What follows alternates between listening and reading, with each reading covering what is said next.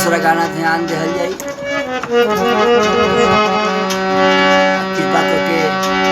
गाना के सपोर्ट कइल जाई। बहुत मेहनत लागता वीडियो बनावे में। अरे कान्हा पे कांवरिया उठाला कमरिया बोल बम बोल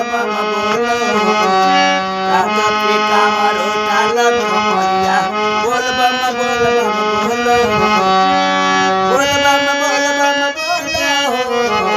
जय शिव बोल बोल जय शिव बोल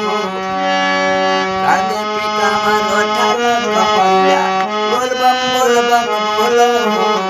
कांधे पे कांवर उठाला कमरिया बोल बाबा के चरणवा में लागल बाटे मानवा दर्शन बाबा पूरा होइया रमानवा